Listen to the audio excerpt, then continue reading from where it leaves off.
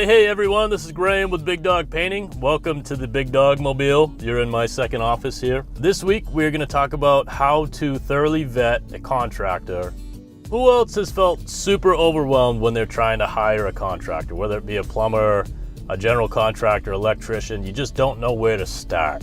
First things first, chat with your friends, chat with your neighbors. They either had a great experience or it was like, hey, don't call this guy. And you definitely want to check their online reputation. You also want to check out their social media pages, see what they're posting. Generally, that kind of stuff is really a direct reflection on their professionalism, their abilities. And you can also kind of see how long they've been in business. You can see how far back the, referrals go back to, and how long they've been posting some pictures. So that's a really good place to start. Also, you want to make sure that they're insured. I would definitely call their insurance agent, ask them to send you a copy of all their insurances, workman's comp, liability. You want to make sure that their vehicles are also covered. You just want to be prepared just in case something happens.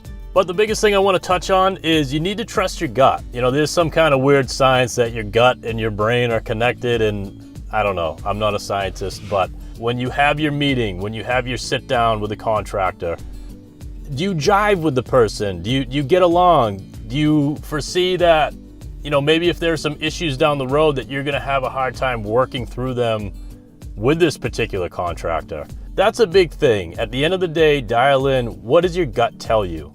Is this the right person to work with? And then go from there. Get a written estimate. You gotta get something that's black and white that really nails down exactly what this contractor is going to do. That way, when you get your 3 estimates or 4 estimates, whatever you do, you can understand whether or not you're comparing apples to apples or whatever. So that's really important. That way, there's no confusion once you decide to move forward with whoever you hire.